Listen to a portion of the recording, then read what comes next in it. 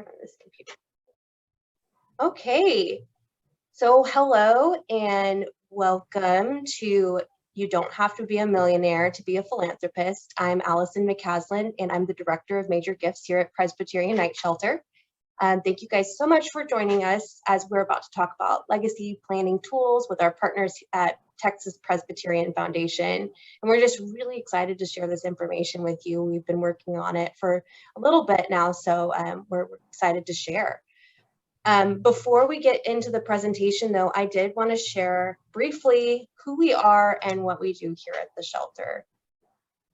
So since 1984, Presbyterian Night Shelter has provided shelter to those experiencing homelessness in Tarrant County. And our mission is pretty simple. We guide the journey home, from homelessness to home. And we do that through several different mechanisms. We provide shelter through our facilities for emergency day and overnight shelter. We have housing programs that focus on housing for single men and women, families, veterans, and our safe haven, which is for guests with severe mental illness. Guests will work with a case manager to develop and complete a service plan with the goal of the guest moving home. And then unemployment and lack of income are some of the top reasons people find themselves experiencing homelessness. So we created employment opportunities for our guests through Upspire. Upspire is our social enterprise program, which creates jobs that empower our guests, and it generates revenue for the shelter's operating budget. The program is designed to lower the barrier to unemployment for our guests and others who need a second chance. By the numbers, the staff and community at Presbyterian Night Shelter have done incredible work, especially in 2020. In fact, we see about 90% of Tarrant County's homeless population. There's a lot of data on this slide, but the biggest takeaway from the graphic is this: 1,414 of our guests, that's 1,414 men, women, and children, exited homelessness and completed their journey home in 2020 through our various programs. We are so proud of this. We are just so much more than program descriptions and facts and figures. We are a community, and these are some of the faces of the guests we serve. As you look at these photos and our guests' eyes and their smiles, you can see that there is no one face of homelessness. We serve people from all ages and all walks of life who are on their journeys home. Our hope is that every one of our guests feel dignity, hope, and respect while they are guests of ours. We are so grateful for the opportunity to serve our guests, and we thank you as donors for supporting our critical mission. And before we get started, I'd love to give you guys an update on what's been going on at the shelter over the last few months. Since the beginning of this year, 551 of our guests have exited homelessness. With COVID-19, masks are now optional for vaccinated guests and staff, and unvaccinated guests and staff have the opportunity to access the COVID-19 vaccine weekly. Additionally, we've restarted our life skills and classes and opportunities at True Worth Place.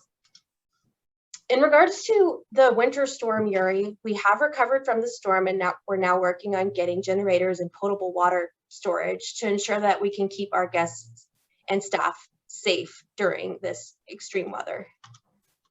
And finally, the campaign for campus renewal, Carl Trappist Center renovations are complete. Contact us for a tour today, and we will be sure to get you guys a tour of the facility. And finally, now I'd like to introduce you to our speaker for today, Stefanie Marsden. Stefanie is actually joining us from a hotel room in North Carolina today, and we're so grateful she made the time to join us. Stefanie is an expert relationship grower, legacy planning guru, and generosity advocate.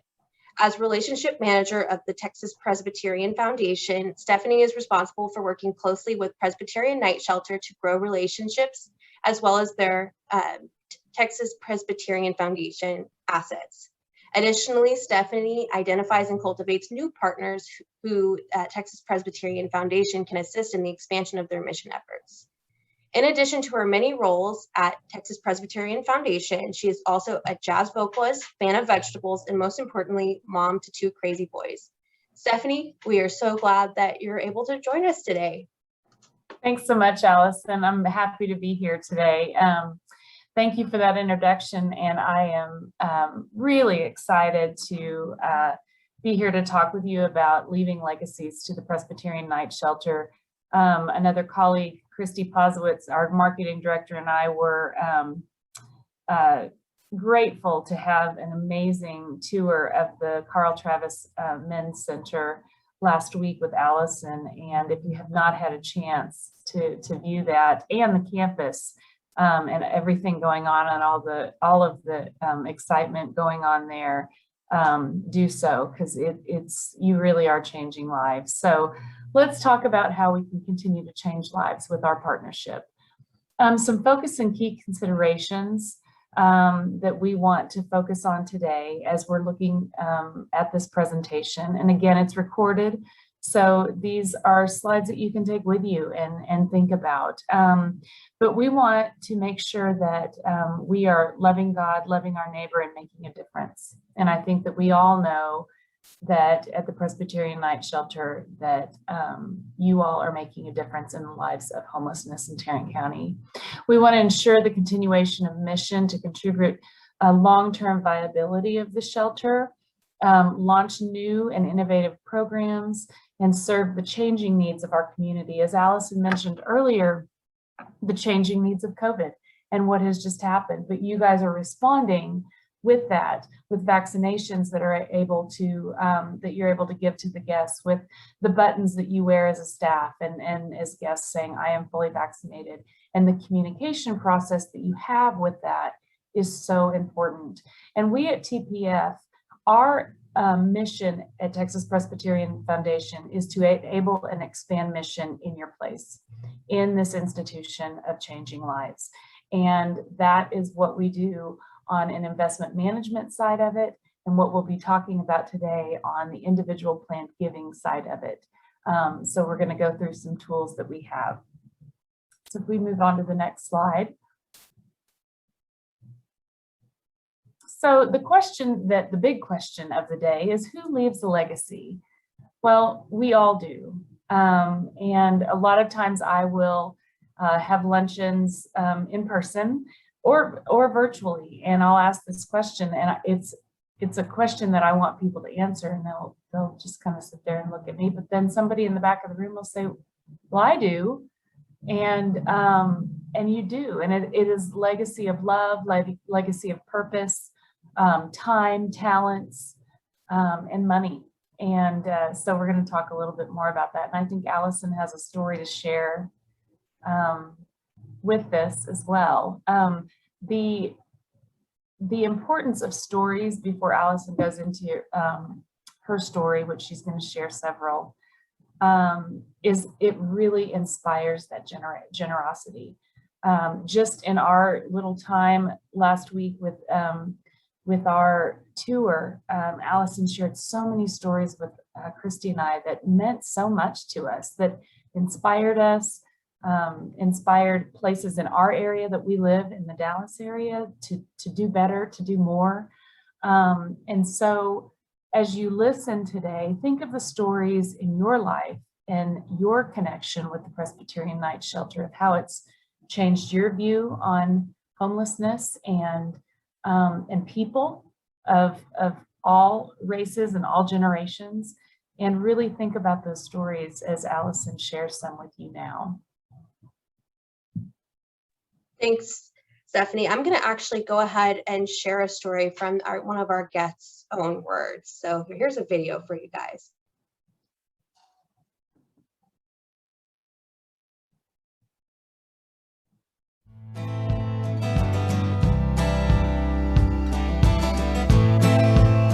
I'm a lot more humble now. I never would have expected to be in a homeless shelter. First got out of the halfway house, I had no hope, no ambitions or anything. I had no clue what I was going to do, where I was going to go, where my next meal was coming from. The only place I had to go was to Presbyterian Night Shelter. Got down there and worked their programs for a couple months. Going through the process of getting an ID, first thing. They helped me get birth certificate, them actually, because it'd been a long time since I'd had a valid ID, and that was just actually the first thing that helped me out. Once the ID, I got it, it motivated me to actually get out and look, put in applications and stuff, because every place I'd gone before that, you know, no ID, no job. You know, I didn't care what kind of experience you had. Kirsten came up to me and asked if I wanted to do the haunted house work job, and I started that, and then she hired me on permanently. I've been working with Upspire for almost 4 years now. I started out with them in the beginning. We just pick up parks and waterways, the creeks and the lakes, and it's nonstop. Been working with Frank for 3 years, picking up all the trash from the water. I just know he's an amazing person. He's a good team leader for everybody from the crew. Yeah, we did a deal for one of the local news stations, an interview. It was about Upspire, but they did a story along with it, and my children seen it on, I think Facebook. Got a hold of Presbyterian Night Shelter and left me messages. I'm trying to figure out what emotions I went through. Yeah, I held the number in my hand with the phone in my hand for a few minutes trying to figure out what was going to be the first thing I said. Without Presbyterian Night Shelter being there, I would have been back on the street, and to be able to eat and everything, I would have gone back doing what I went to prison for in the first place. And I probably would be sitting in prison right now if it wasn't for the Upspire job and everything the programs Presbyterian Night Shelter had.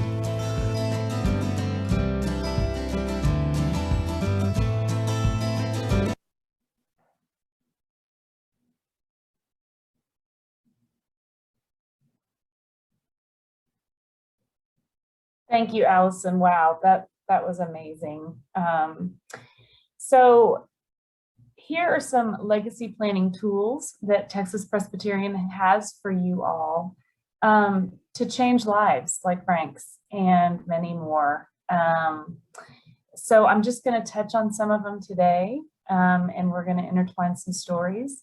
So the tools that we have are talking about bequests. Many of you know what a bequest is, but we're just going to run through that really quick. Endowments, there's lots of ways to endow a gift to the Presbyterian Night Shelter. Donor Advised Fund, Charitable Gift Annuities, and then a charitable trust as well. So first of all, we're going to talk about bequests, and everybody probably knows what that is, but one question I ask people is, do you have a will? Do you have an estate plan? And if you do, have you looked at it in 10 or 15 years? Many things have changed even in the past few years. And so are your wishes are your wishes still as you had them when you set up your plan? Bequests leave a really important message to your beneficiaries. It leaves a message that you care for them. They may have served you, that the institution may have served you. You may have served them as a volunteer, or a family member has been impacted by them. A bequest can be a lump sum of the estate, or it can be a percentage. And it also is amendable. And as I mentioned, if you haven't taken a look at your estate plan in a while, and you've just now found the Presbyterian Night Shelter and you want to, put them in your will and leave a bequest to them, that's something that you can do. and it's very easy to amend that. So if you want to move forward, Allison has a great story that she shared with me the other day. So yeah, I actually wanted to take the chance to share with you guys the most beautiful legacy gift that we received very recently. A few decades ago, we cared for Jeremy. Jeremy had found himself experiencing homelessness while battling substance abuse issues and addressing his mental health. Jeremy was able to get back on his feet as he stayed with us at the shelter, and eventually Jeremy made his journey home. His father, Ed, was so grateful to Presbyterian Night Shelter for the support his son received while in our care here at the shelter, that he made the most poetic gift. After Ed passed away, he bequeathed Presbyterian Night Shelter half the proceeds of the sale of his home. And here at the shelter, we were just so moved that Ed would give his home to benefit those experiencing homelessness. His gift will help us continue our mission to take care of other guests like Alyssa. Alyssa and her family of 6 children were enrolled in our Housing Solutions program in 2013. 2 of her children were special needs. And after utilizing the services provided through our Housing Solutions program for the last 8 years, Alyssa was able to purchase her own home in Halton City. Alyssa shared with us that she feels very lucky and so thankful to have found a loan officer that walked her through every step of the way. So it's just a beautiful story of how these gifts can really help our guests. And one of the things we do at Texas Presbyterian Foundation is I work with Allison and Brenda to really celebrate those gifts, as Allison just did with you, because what a beautiful gift. And as she said, the staff was just blown away, and it's just a beautiful thing. Another way that you can leave a gift is to endow.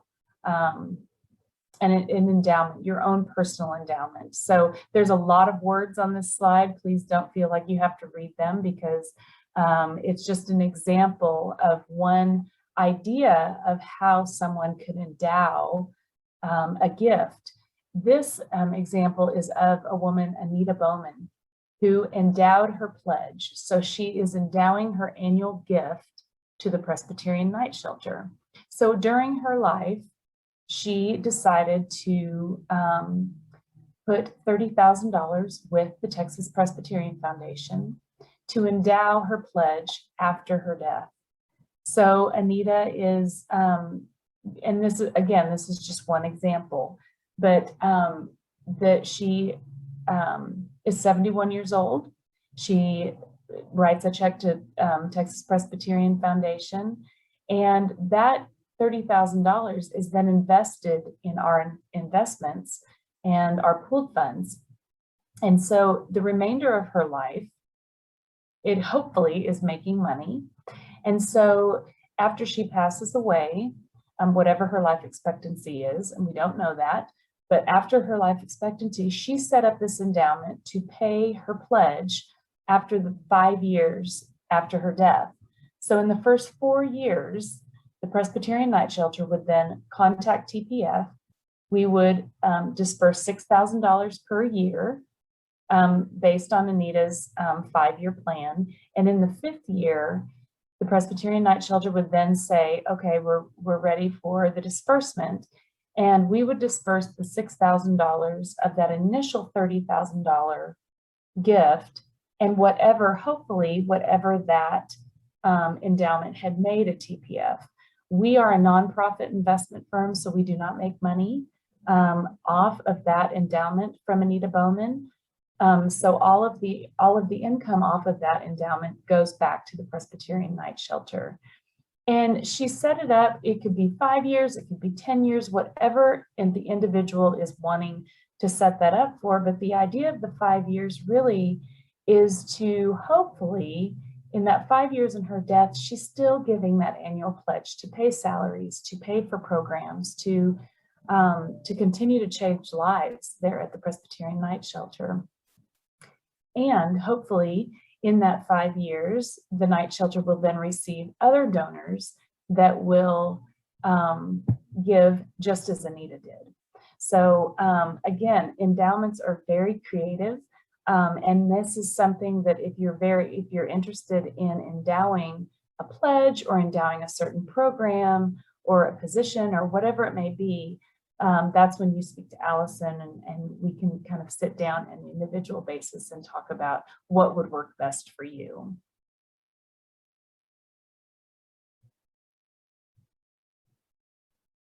That's so cool. I wanted to go ahead and share a story about how lives have been changed through donations like this. So this is Tanya's story.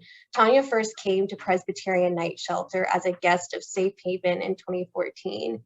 And after success in the Safe Haven program, Tanya was able to move into her own apartment and continue services with Housing Solutions in 2017.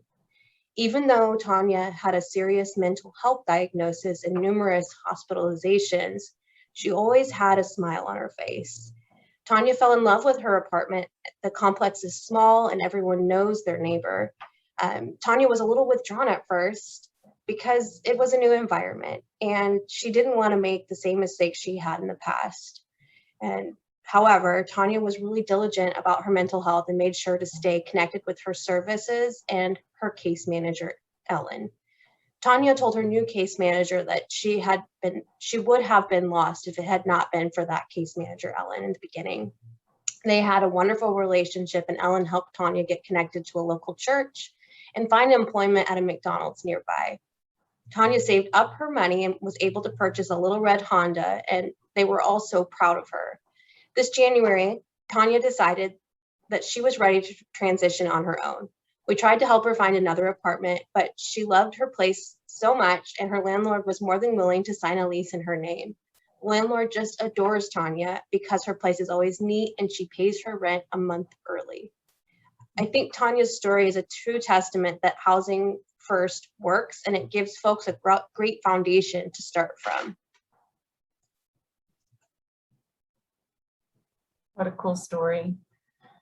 The next tool that I want to talk about is the Donor Advised Fund. Some of you may have heard about a Donor Advised Fund. It's really a very popular planned giving tool for people. It offers flexible ways to give to charitable organizations. If you think about an endowment and a Donor Advised Fund, they are different. As we mentioned in the previous slide with the example of Anita, she was endowing a certain thing.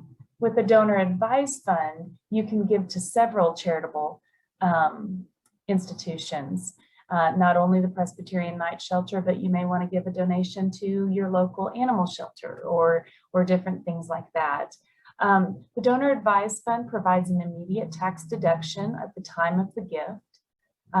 It allows anonymous giving too. Many people are wanting to give anonymous gifts, and they can also, the most important thing I think with the Donor Advised Fund is this facilitates between the generations, the giving. So you can set up the Donor Advised Fund to continue giving throughout the generations. You could set it up at the time to disperse at the time of your death, or you can have it go to your children and grandchildren to continue your legacy and how you want to be remembered, and really let the generations know that came before you about what was important to you.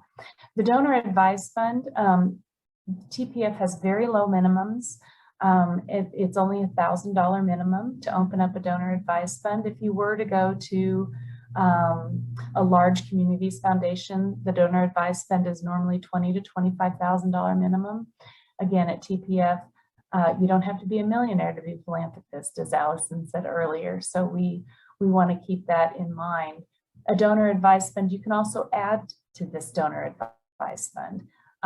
And we just ask at TPF that because of the tax deduction that you get at the time of the gift, that you disperse a couple of $100s a year out of this, which many people do. But this is a great tool. if the Presbyterian Night Shelter is having a call for a facilities project, whether it be lighting or something like that, you can call TPF and say, I would like to disperse a check to the night shelter for XYZ, and we will administer that on your behalf. As it said, it's the donor advised, so you advise TPF on how to gift that money out of the fund. I know that donor advised funds are really taking off, and most recently they're just becoming really popular. Yes. I'd love to share a story about Sheila, and I want to share it from her own perspective and how these donor advised funds can help our guests get back on their feet. So Sheila said, after falling down on my luck, I found myself homeless with my 3 children, and I had nowhere to turn. After crying and praying that God would help me, I was fortunate enough to find the Morris Foundation Family Services Center. The staff welcomed me and my children with open arms and supported me through my journey as I worked the program, and I trusted the process. I was close to giving up, but God gave me the strength to keep going. I set goals for myself and I focused on them. The weekly meetings I had with my case manager, Mrs. Donna, were helpful and encouraging. Ms. Donna never gave up on me, believing in me and helping me and my children. After 3 months as a welcome guest at the Foundation's Family Services Center, I finally moved into a stable home with my children. I am also grateful that I am now a Journey Home advocate, where I take great pride in helping others that are in the position I was in not so long ago. I love my job and I love helping people, encouraging them and letting them know that there is still hope. That's Sheila's story. Allison, I love that many of your guests then turn back and they either work for Presbyterian Night Shelter or volunteer, and it's full circle. And I love hearing those stories, and that is a celebration, definitely. The next tool that I want to talk about is the Charitable Gift Annuity. Now this is a wonderful tool, again, to receive a tax deduction for the portion of the gift. You receive an income for this gift as a tax-free income. So we call the Charitable Gift Annuity a split interest gift. So as you give the initial gift,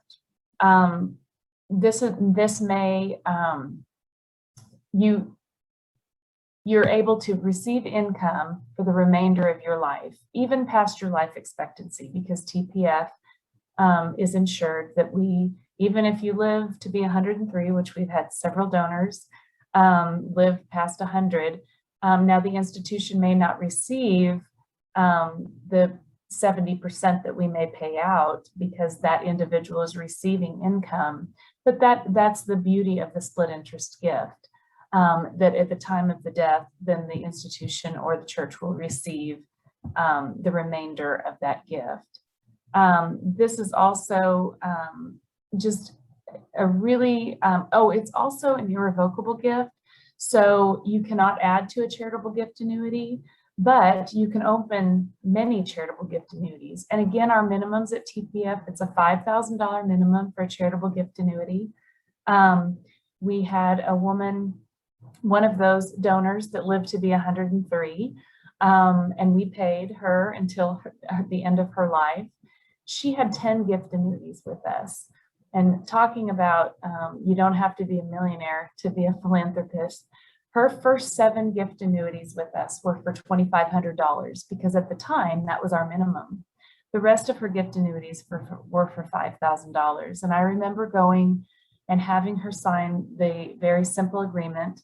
And I met Vicki, and she signed that $5,000 gift annuity agreement as if it were $50,000 or above. And she was very prideful. Her husband was a pastor for many years, and she was a faithful donor of the institution that housed her for many years. And I love that story. We also have another gift annuitant who has passed, but he was the most gift annuities that we've had in the 11 years I've been with TPF. He had 23 gift annuities with us, and each time Mr. Blair sent in a check, he was a very successful doctor in the Tulsa area, and was a huge advocate for education. And so he loved the University of Tulsa, which is a Presbyterian college, university.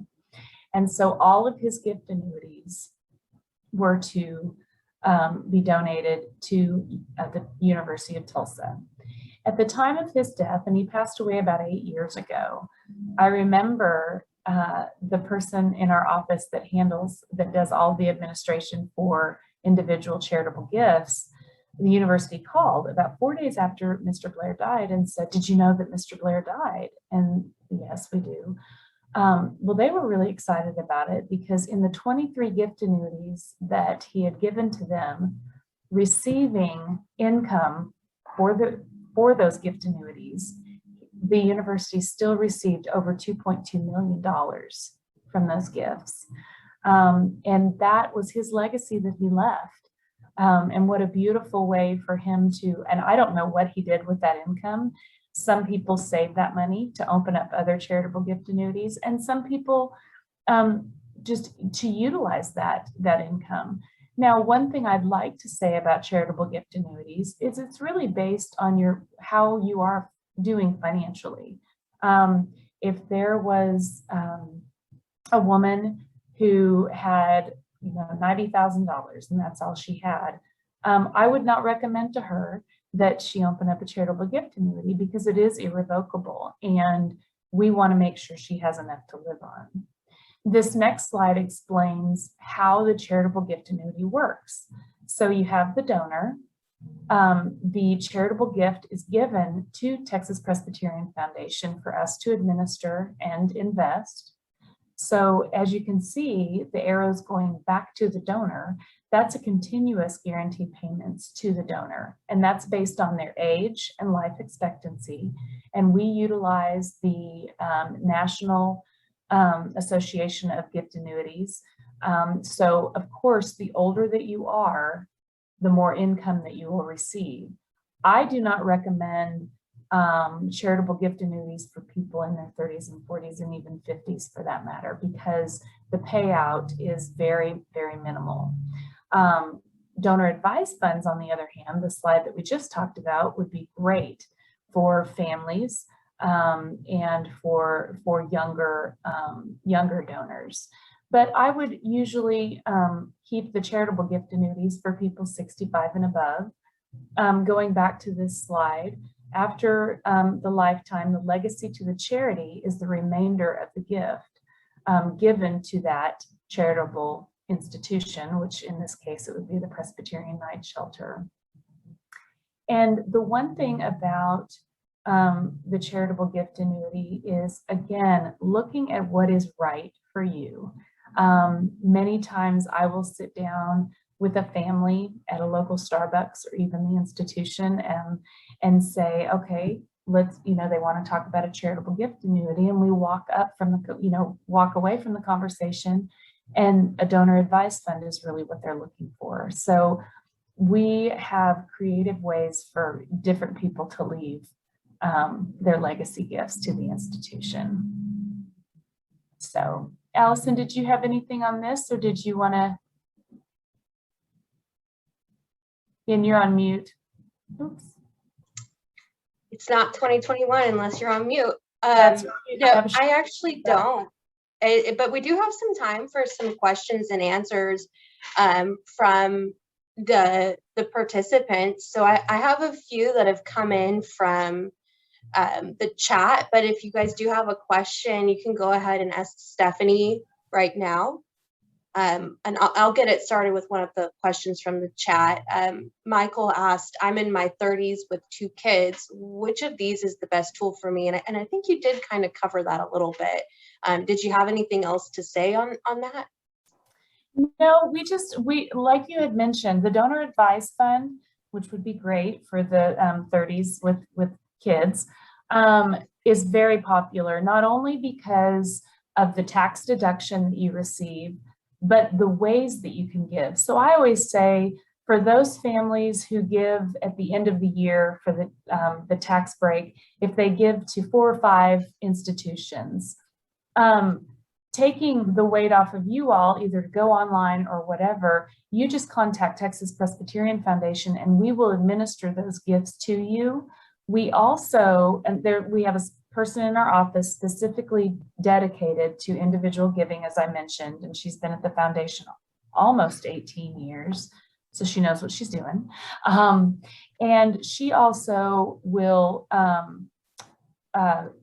have, at the beginning of the year, she's the one that sends out all of the tax information. So you can give that to your attorneys and your CPAs. So that is all encompassed with your partnership with TPF as an individual. Okay, cool. The next question I have is from Erin. She asked, what would be the first step for someone who hasn't made any estate plans? What should they do? Well, I think it's really, the first step is asking yourself a simple question. Where do I spend my time and energy? What institutions and what places are on my prayer list? I know that sounds really simple, but it's really drilling down and thinking of those places that mean something to you, that you want to leave your mark on, that's left a mark on your heart, that has changed your life, whether it be personally or somebody that you know, or just doing a tour and somebody that you've just met. And I'm using the Presbyterian Night Shelter, of course, but really looking at that. And then I would definitely get an estate plan together. And I'm not talking about millionaires that have lots of money. I'm talking about, the choral, my dad, who was a choral director for 50 years. The man has a manila folder and he has shared that with me. And he has the things that are important to him, like my mom's memorial scholarship, a music scholarship, and different things like that. But it's also communication with your family. You have those anonymous people, but it's also your loved ones. And if you don't have any children, it's your maybe a family member or your best friend, and communicating on how you want to be remembered. Start there, and then you can start getting creative with, maybe starting with a bequest, and then looking at these tools. A lot of times I'll do these presentations and people are like, well, okay, well, that's fine. That's great information, but it really doesn't pertain to me now. But 6 months to a year and a half later, someone on this call or listening to this recording a year from now may say, wow, that donor advised fund really sounds good. I have some money that I want to really make a difference with. I think that tool might work. Let me call Allison and see what we can do with TPF. Just different things like that. I hope that answers that question, but it's really getting started and, where do I spend my time and energy? Okay. I have one more in the chat. It's from Linda. I'm about to retire and I want to continue to be charitable, but I'm concerned I won't be able to financially support myself on the fixed income. How can I use these tools to continue my charitable giving? And that's a great question. I think that I spoke to that with the lady that had the $90,000 in the bank. Charitable gift annuity may not be something that you want to do, but maybe for a tax deduction, an endowment or the donor advised fund might be good for you. Again, because those are only $1,000 minimums. So you want to make sure that you're, with the donor advised fund, you can disperse little amounts of money per year, but still make a large difference. I know that that you all have the numbers to, a certain amount of money can feed however many people, a week. And if you have those numbers in front of you and think, gosh, that may be a Starbucks. So, I always think that, Starbucks is pretty expensive. It's good coffee, but it's expensive. And you think, man, that could be a couple of Starbucks for me, a week. I can do that. So I think that there's lots of different ways for people on that fixed income that we can get creative and also make an impactful legacy and make their mark on what they want to be important to them. That's great advice. Are there any other questions from those listening in right now? We have time for a few more questions.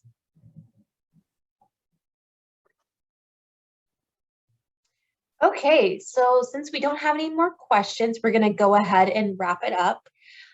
If you do have questions following this presentation, please don't hesitate to reach out. You can reach out to me. My contact information is right here, my email and my office line. You can also reach out to Stefanie via email or her phone number as well. We want to thank you guys so much for joining us today, and hope you have a great day. Thank you.